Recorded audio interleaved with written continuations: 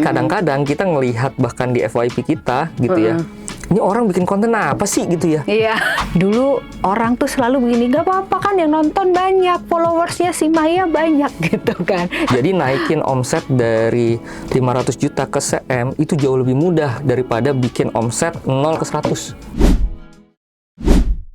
Hai sahabat Smartpreneurs, ketemu lagi kita di Bitalk Indonesia yang ada di mana? Channelnya Bisnis Indonesia. Salam curhat dan cuan. Nah, kita kali ini kedatangan narasumber baru. Bukan baru sih sebenarnya teman-teman, ini teman lama, tetapi ya kita selama ini bergeraknya underground gitu, underground. Oke, kita kenalan dulu sama Mas Nugra. Halo. Mas Nugra ini adalah expertnya marketing. Ya, dan dia selalu mengikuti tren-tren terbaru marketing gitu ya. Sampai sekarang apa Mas namanya affiliate marketing itu lagi mau dibilang happening ya, sebenarnya udah lama happeningnya, tapi sekarang masih gitu ya Mas ya. Nah, mungkin aku minta Mas Nugra kenalan dulu deh ya, supaya Mas Nugra bisa lebih ngenalin servisnya apa aja sih, apa sih yang dia tahu tentang marketing gitu. Monggo Mas. Oke, halo semuanya, saya Nugraha, biasa dipanggil Nugi.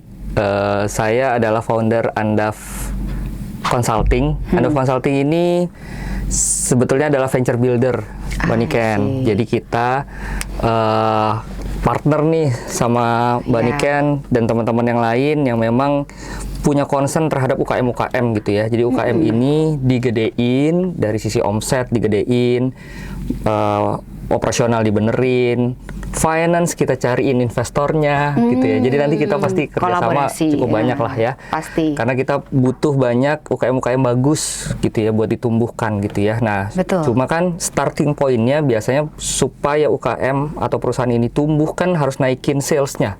Ya kan? Nah, di sanalah kita kasih beberapa services supaya si UKM ini akhirnya mampu naikin sales dengan jangka waktu yang lebih pendek daripada dulu-dulu gitu ya. Alhamdulillah sekarang teknologi sosial media dan tren-tren marketing khususnya digital makin tinggi, otomatis juga kompetisi makin tinggi. Ya that's why makanya makin baik, makin prepare kita untuk bisa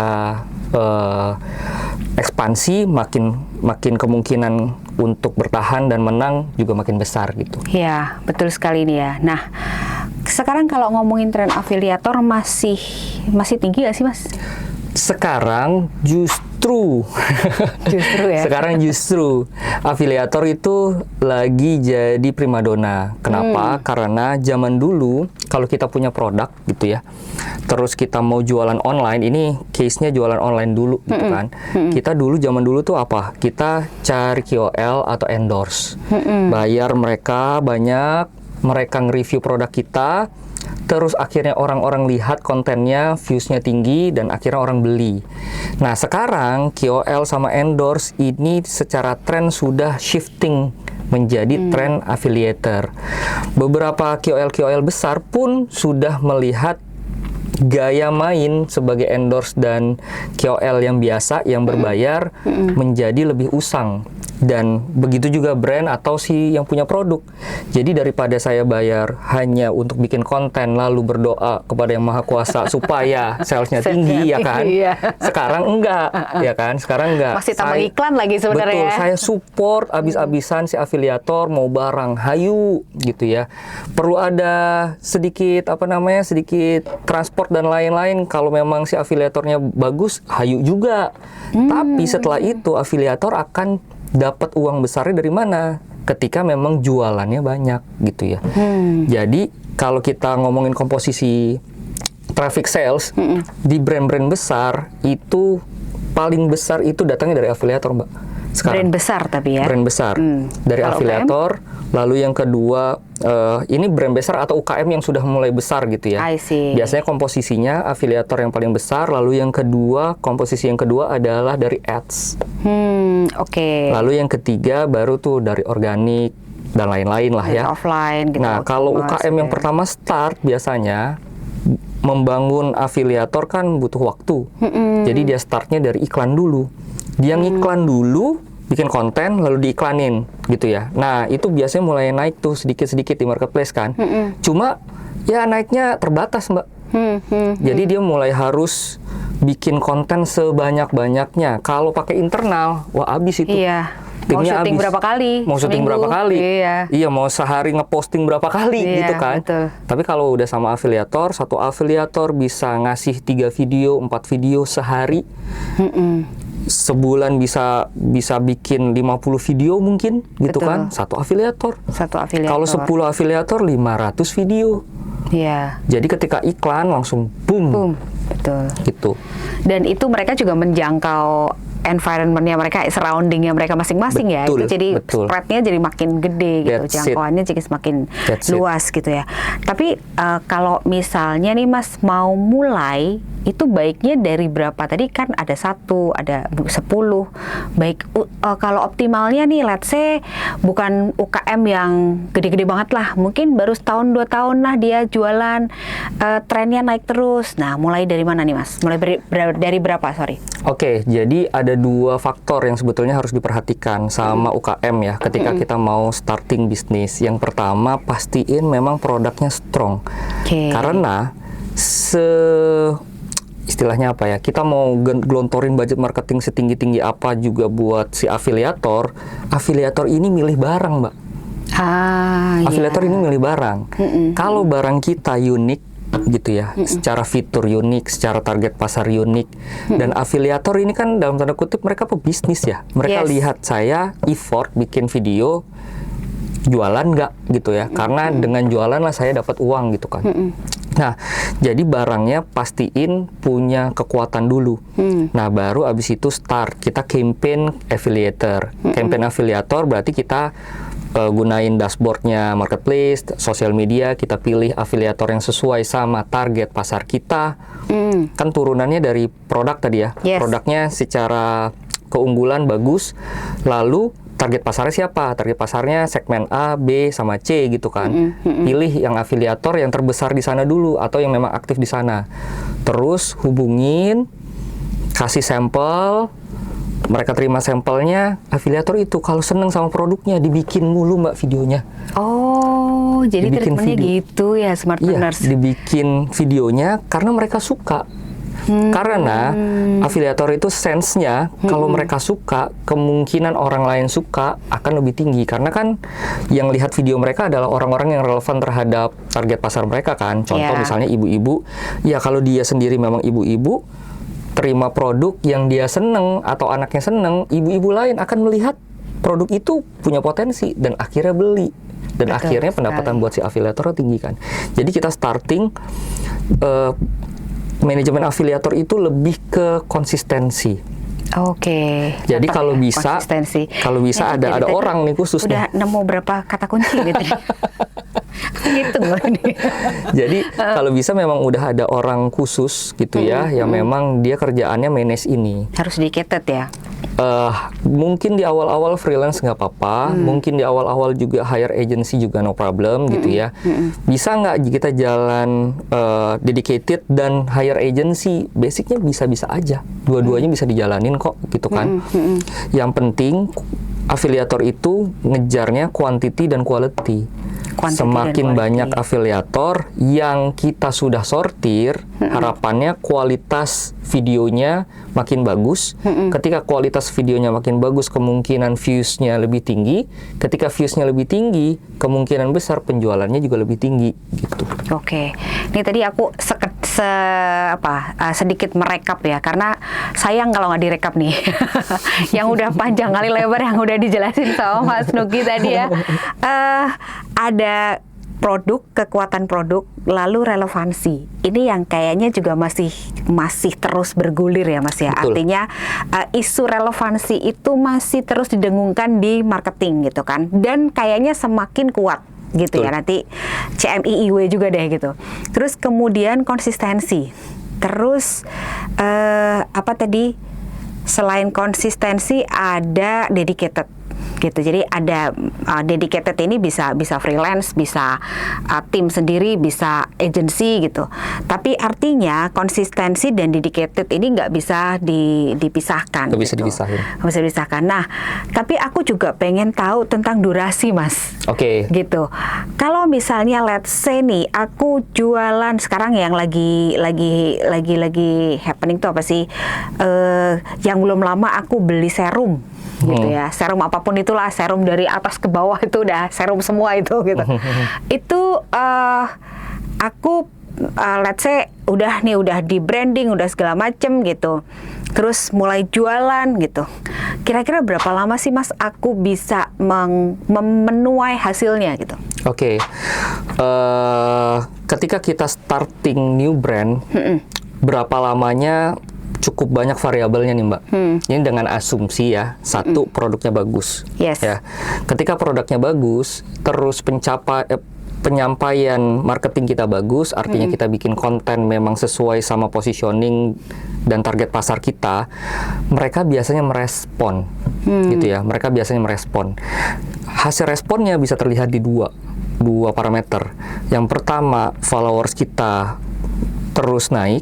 Yang kedua, dari sisi sosial media gitu ya, followers naik, engagement naik, views-nya naik, gitu kan.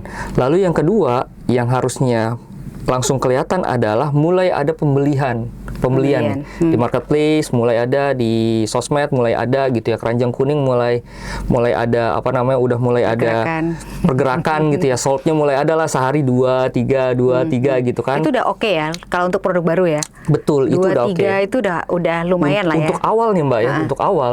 Jadi banyak malah yang memang sebulan atau 2 bulan malah nggak jualan sama sekali. Kalau udah sebulan 2 bulan nggak jualan sama sekali, padahal kita lumayan intens gitu ya, lumayan intens dalam artian bikin konten sering, ngiklan sering gitu ya. Terus jualan sering lah intinya. Penjualan masih sedikit berarti ada yang salah tuh.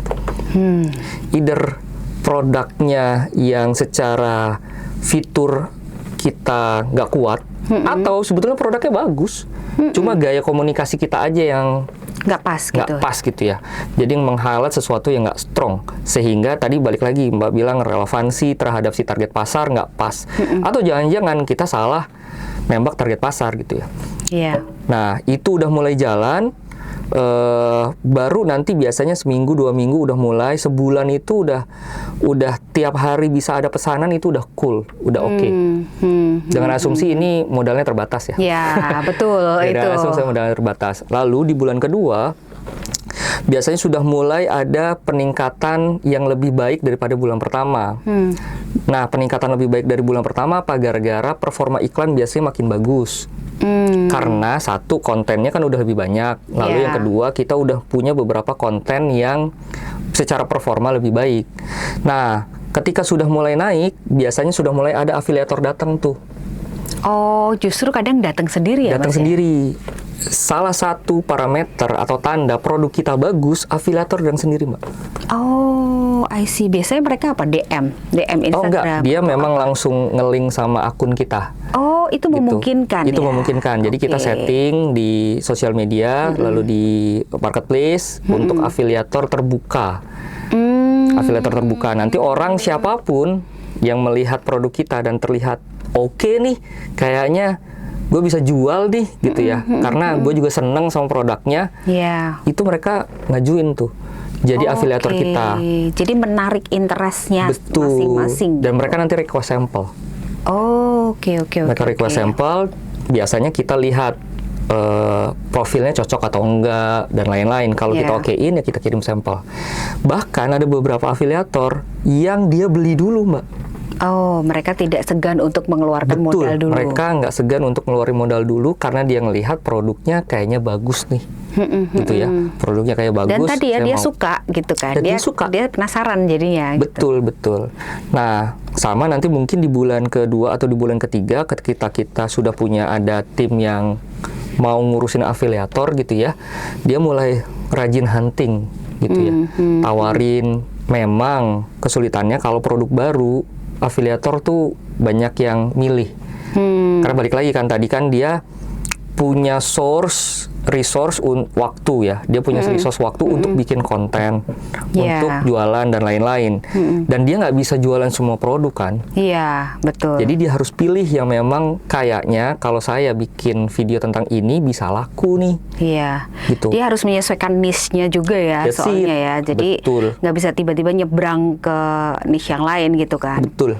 Terus menyesuaikan algoritmanya dia selama ini gimana juga gitu ya, Betul, mungkin ya. betul. Oke, jadi ini sebenarnya banyak ya faktornya ya Mas ya. Aku pikir tuh kayak kita dulu hire KOL, ya udah ya kita nih yang milih gitu kan. Kita yang milihin brand yang ini, kita nih sebagai business owner atau brand owner gitu ya, brand manager.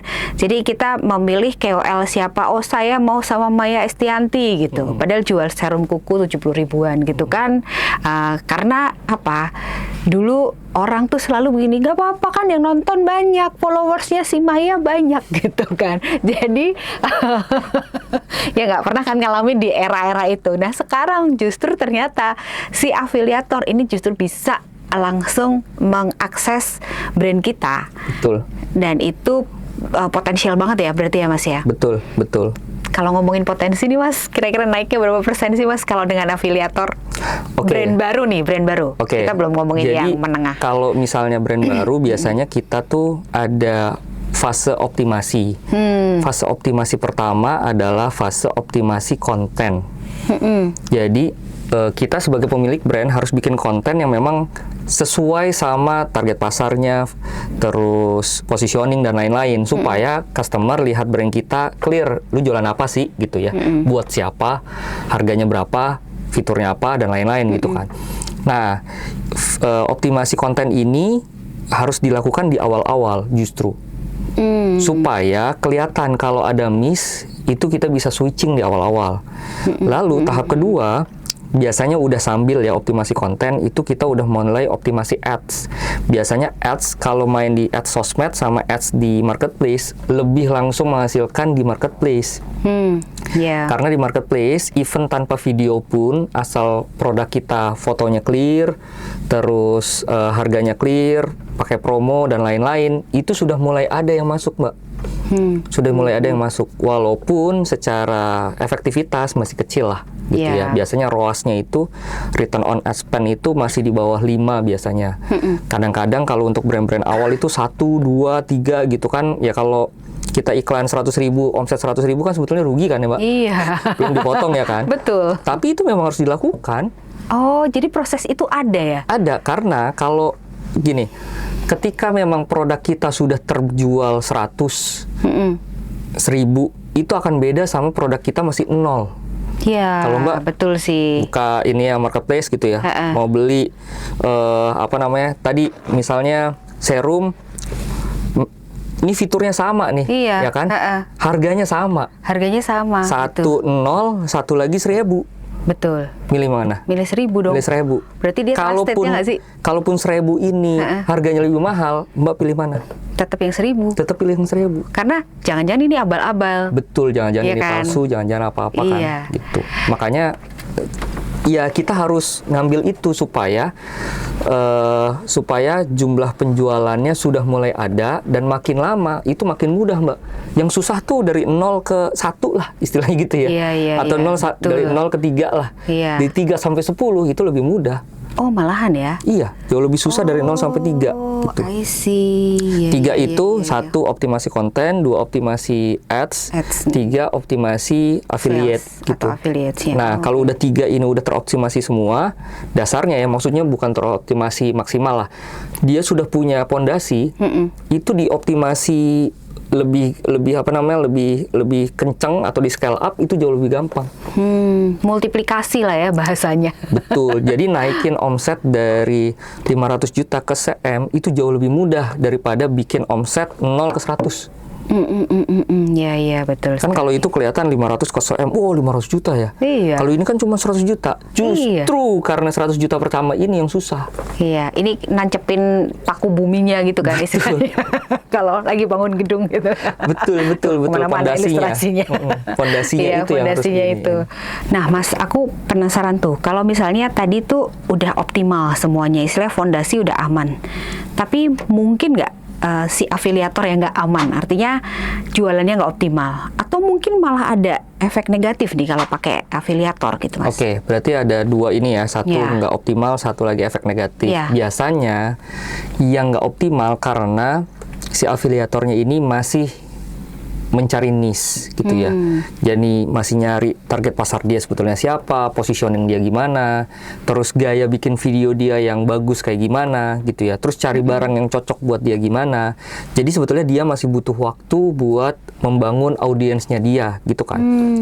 Nah, tapi jangan salah juga Mbak, kadang-kadang nggak semua afiliator dengan views kecil itu salesnya pasti jelek, nggak semua afiliator dengan views besar itu salesnya pasti bagus.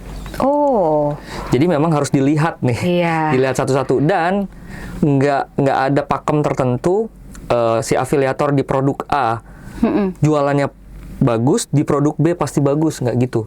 Kebalik juga. ya karena niche tadi ya. Betul, walaupun kadang-kadang Mbak, walaupun niche-nya sama. Oh iya. Iya. Jadi di A-nya, misalnya dia jualan brand A jelek, apakah jualan brand B pasti jelek? Nggak juga. Kan kita sering bikin kompetisi ya Mbak ya. Maksudnya kompetisi itu kita bikin komunitas afiliator, terus yang salesnya paling tinggi, istilahnya yang GMV-nya paling tinggi itu dapat hadiah. Biasanya kita kasih hadiah dua, yang GMV-nya paling tinggi sama yang views-nya paling tinggi. Jadi FYP. Itu tiap minggu nggak ada yang sama Mbak. Oh, menarik ya. Tiap minggu nggak ada yang sama. Dan itu untuk semua industri rata? Iya, rata-rata kayak gitu. Rata-rata seperti itu? Rata-rata kayak gitu. Jadi persaingannya tuh sehat ya. Iya. Jadi nggak dia terus Iya, gitu kan. Jadi ada afiliator gede masuk pasti dia terus yang paling tinggi, nggak gitu. Nggak mesti. Tapi biasanya afiliator yang kreatif itu FYP-nya lebih sering biasanya. Yang makin kreatif biasanya Jadi FYP-nya lebih kunci sering. lagi nih kreativitas gitu ya. Nah, lalu yang kedua tadi soal efek negatif. Efek negatif yang dirasakan oleh banyak perusahaan atau yang punya brand, baik yang kecil maupun besar, afiliator ini kadang-kadang sering tidak ngikutin brief, Mbak. Karena kan mereka masih sama ya ternyata. kan mereka nggak dibayar langsung sama si company kan. Iya, gitu. iya. Dan konsentrasi mereka adalah jualan. Iya sih. Jadi masih banyak beberapa oknum afiliator yang terlihat masih istilah kita sih Melenceng. terabas aja. Contoh misalnya dia menceritakan fitur-fitur yang sebetulnya nggak ada di produknya. Terus melebih-lebihkan gitu ya. Bahaya nggak sih kalau fiturnya nggak ada di produknya, ya nggak sih? Lalu melebih-lebihkan. Nah, yang paling bikin kesel adalah dia jualan produk A tapi nyeritain produk B. Oh, Iya, ada karena juga yang kayak gitu ya? Karena produk B lebih populer. Tapi pas diklik bukan produk B, tapi produk A. Oh, Masih ada juga tuh yang kadang-kadang kayak iya, gitu. Iya. Makanya kebijakan sosial media kan makin lama makin ketat gitu ya. Jadi yang kayak gini-gini biasanya sudah mulai mulai diberantas lah gitu. Diberantas. Cuma dari sisi brand, dari sisi yang punya produk kan khawatir gitu ya. Iya, Kalau misalnya ternyata brandnya malah diasosiasikan dengan sesuatu hal yang memang nggak sesuai sama dia. Betul, Gitu. betul. Di satu sisi kalau asosiasinya bagus dan akhirnya meningkatkan penjualan, alhamdulillah, berarti si afiliatornya kreatif banget nih. Tapi di sisi lain kalau ternyata yang diasosiasikan tidak benar malah merusak nama dia, kan bahaya malah. Benar Gitu. sih. Soalnya brand trust itu kan juga mau nggak mau tetap mempengaruhi sales gitu kan. Betul, Kalau betul. dirusak sama afiliator, waduh itu yang bangun brand udah berlama-lama, bertahun-tahun, tapi kayak hancur gitu aja, reviewnya nanti jelek, komplain Betul, banyak, betul. sales cancel segala macam. Makanya tipsnya, ada tipsnya nih, ada mitigasi resikonya. Biasanya si brand atau si produk itu bikin komunitas afiliator.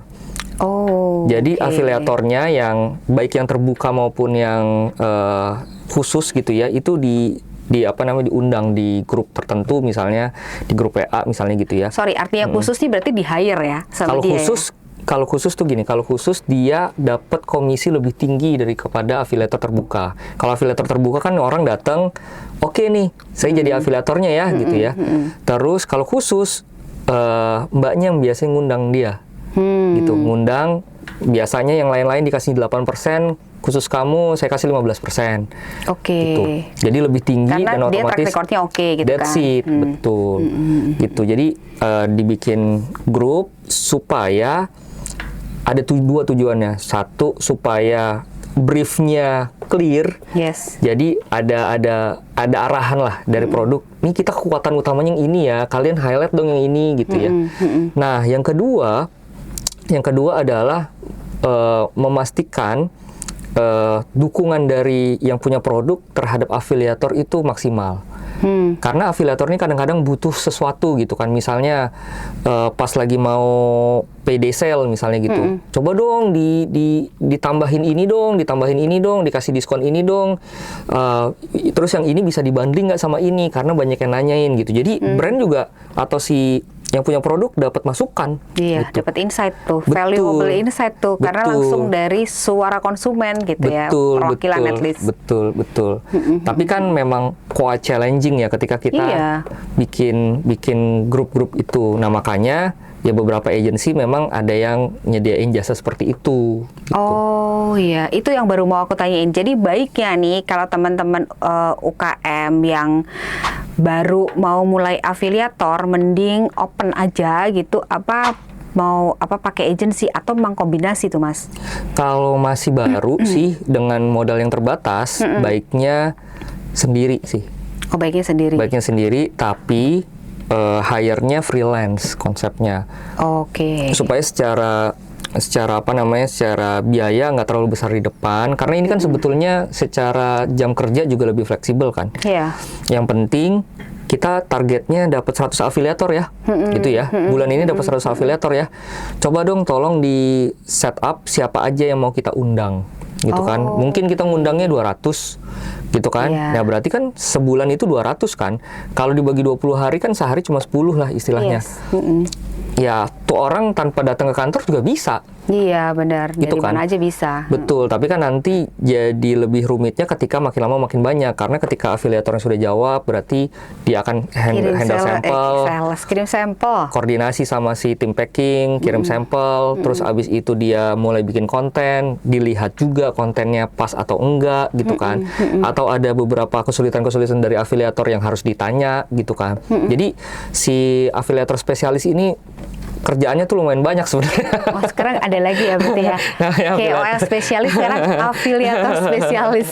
Udah semakin spesifik gitu ya ngurusnya. Tapi memang itu sesuatu yang kompleks juga sih yang diurusin ya. Tadi yang mereview konten itu kan time consuming tuh, harus mantengin ini kurang apa produk fiturnya udah di highlight atau belum gitu-gitu kan. Terus yang mungkin akan jadi satu skill yang lumayan dibutuhkan adalah ketika afiliator spesialis ini punya keahlian membaca data. Ya, betul. Jadi kan ketika afiliator misalnya udah ada 100 orang, 200 orang, video yang udah tersebar 1000-2000, ya kan, di dashboard marketplace dan di dashboardnya sosial media kan ada tuh si A jualan sekian, si B jualan sekian, si C jualan sekian. Nah, yang jualannya bagus-bagus ini apa yang kira-kira kita bisa lakukan supaya jualannya lebih bagus? Iya. Misal kemarin dia cuma dikasih sampel 2 produk, padahal kita ada 10. Kirim lagi lah, 3 lagi lah. Gitu. Nah, yang gini-gini kan perlu ada perlu ada analisis dan pertimbangan kan. Betul. Begitu juga beberapa afiliator yang kita lihat sebetulnya dia punya potensi lebih besar nih, cuma belum terutilisasi dengan baik gitu. Nah, itu skill yang banyak company butuhin, karena dengan memanage existing database afiliator aja, kalau afiliatornya udah lumayan banyak, itu sales bisa naik, Mbak. Kasarannya kita nggak pakai tambahan afiliator baru dan lain-lain, manage aja yang udah ada. Terus mereka merasa didukung gitu ya, disupport. Ya, mereka tambah semangat, salesnya naik. Apalagi kalau misalnya secara brand kita support iklan juga maksimal gitu ya, GMV max-nya bisa maksimal, mereka nih seneng gitu. Itu support tuh termasuk increase komisi nggak? Atau support secara itu tadi activity, betul. Secara dua-duanya sih. Oh, itu dua-duanya. Dua-duanya. Ya. Tapi biasanya tapi kita sebagai pemilik brand kan bisa berhitung. Ya. Maksudnya bisa berhitung, oke, gua kasih komisi untuk afiliator terbuka sekian persen, afiliator khusus sekian persen gitu ya. Lalu ketika kita bikin activation atau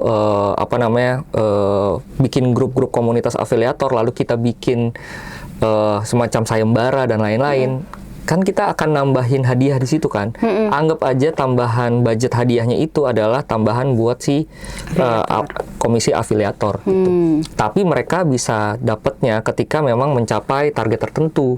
Ya. Dan itu hadiahnya lumayan gede-gede sih, Mbak. Oh iya. Iya, lumayan gede-gede. Di beberapa brand yang salesnya udah gede, itu dapat HP udah biasa, kadang-kadang dapat umroh.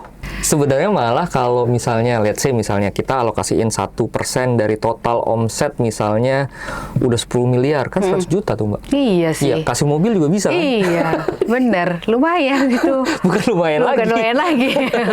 Apa, jadi kita ini aja? Jadi afiliator ya? Sih.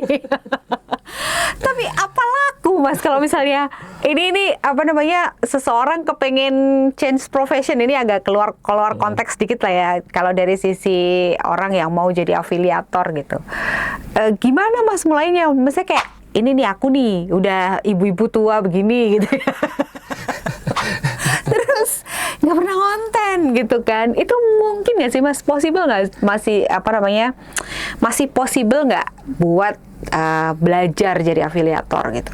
Oke, jawabannya jelas possible. Oh iya. Kenapa? Karena nggak pernah konten nih, Mas? Nggak pernah konten? Betul. Oh iya ya? Betul, masih possible. Karena apa? Sekarang udah banyak bantuan ya, Mbak. Ya kan? Iya. Kita dan masyarakat Indonesia tuh cukup menghargai originalitas gitu ya. Jadi kadang-kadang kita ngelihat bahkan di FYP kita gitu ya. Ini orang bikin konten apa sih gitu ya? Iya. Tapi yang komen banyak ini ya sih? kan? Ada tuh yang jualan burger juga kan. Iya. Nah, jadi buat yang mau starting jadi afiliator, kesempatannya masih terbuka. Cuma karena startnya sekarang, challenge-nya atau kompetisinya makin berat. Iya, betul. Jadi ya harus konsisten dan pintar ngambil niche-nya itu tadi ya. Betul. Jadi Bangun kuncinya sebetulnya bangun audiens. Iya. Nggak peduli cakep, nggak peduli kurang cakep gitu ya. Justru kalau kita punya niche yang bagus, itu akan dapat. Cara dapat niche-nya gimana? Satu, ya kita analisis diri kita juga ya. Kira-kira saya ini mau dipandang sebagai apa? Tanya dulu teman-teman, tanya keluarga. Kalian mandang saya sebagai orang apa sih? Kira-kira gitu ya. Kira-kira keunikan saya apa? Oh, kamu tuh uniknya bisa bisa tahan napas 10 menit di air, misal. Bikin aja konten itu. Bisa kayang sejam. Contoh ya. Dan itu kan akan jadi live sambil kayang gitu. Akan jadi sesuatu yang menarik kan. Iya. Gitu. Lalu yang kedua, setelah audiensnya dapet, kita mulai pinter-pinter pilih brand atau produk yang kayaknya bisa diterkam sama, bukan ya istilahnya diterkam lah ya, sama audiens yang kita udah bangun. Iya. Jadi nggak butuh waktu lama kita supaya udah ngerasain hasil gitu, walaupun masih dikit-dikit. Tapi itu lama-lama jadi bukit lah ketika memang kita konsisten gitu. Bahkan ada beberapa afiliator yang dibangun kurang dari setahun, omsetnya udah miliaran. Oh iya. Iya, dan memang mereka Gila. ini banget mereka konsentrasi, dedikasi gitu ya. Terus nggak pantang menyerah gitu. Maksudnya satu konten nggak FYP, coba lagi konsep lain. Ada yang FYP, di-improve lagi dari yang di situ. Nah, jadi ketika udah dapet yang FYP, bikin yang mirip sebenarnya. Ya, cuma tinggal dikasih tweak dikit gitu ya. Kreativitasnya main. Betul. Gitu ya. Jadi nanti makin lama makin ini. Nah, PR-nya adalah ketika udah dapat 1, untuk 2, 3, dan 4, ulangi lagi formulanya. Oh. Cari lagi yang unik, dapat yang meledak, asah, makin meledak, terus nanti udah mulai turun, cari lagi. Dan kalau bisa nyarinya tuh jangan tunggu turun. Oh, udah mulai menurun dikit, udah mulai cari yang lain. Jadi misalnya satu tipe konten kita bikin 3 atau 4 gitu ya. Ketika nanti views-nya udah mulai turun, kita udah mulai selingi dengan beberapa konsep yang lain. Syukur-syukur ada yang kemakan lagi. Tapi kalau simultan gitu mungkin nggak, Mas? Simultan mungkin aja. Oh, mungkin juga ya? Mungkin aja. Oh, jadi tidak ada yang tidak mungkin di dunia sosial media ini ya? Karena nggak ada formula pastinya juga, Mbak.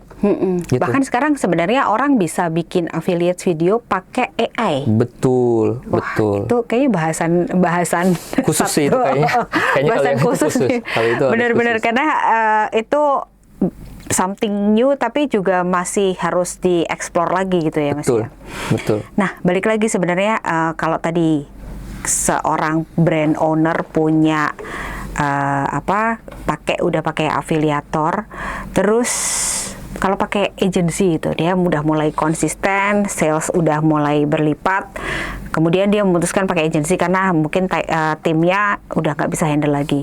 Tapi kan si manajemen agency ini memotongnya lumayan juga nih, Mas. Ada tips khusus nggak untuk itu, Mas? Oke, agency itu jadi relevan ketika di beberapa kondisi, Mbak. Kondisi pertama adalah kita nggak punya tim yang memang ahli di sana. Dan kita dapat agency yang secara pricing dan lain-lain friendly dan dia lumayan ahli di sana. Jadi anggap itu sebagai investment kan. Iya, sebenarnya ya. Betul, jadi anggap investment. Let's say bayar agency sekian rupiah, habis itu penjualannya dalam jangka waktu 3 bulan atau 6 bulan akan naik sekian, profitnya berapa, ini worth it nggak dengan pembayaran agency. Nah, lalu yang kedua, biasanya terjadi ketika tim kita bagus, cuma secara lot udah nggak ketulung.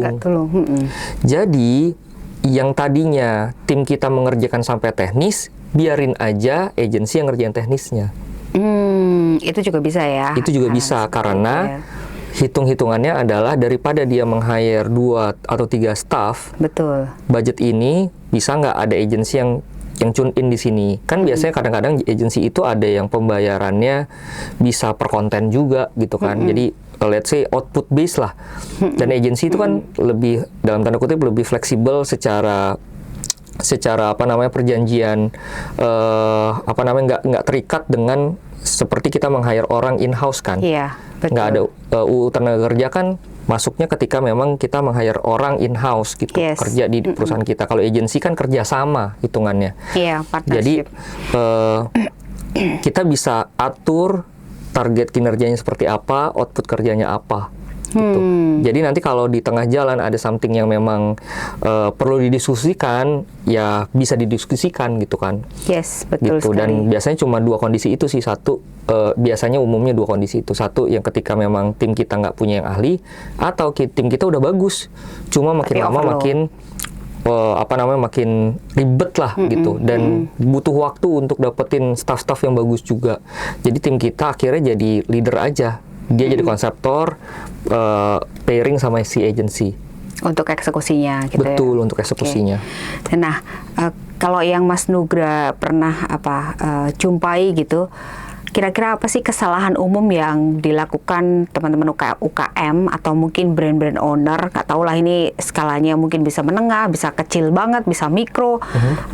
Kesalahan umum yang selalu atau mostly dijumpai gitu ketika mereka mulai menjalankan program affiliates. Kesalahan umumnya adalah, satu, mereka itu pengen cepet sukses. Instan. Padahal biasanya cukup banyak yang perlu disiapkan.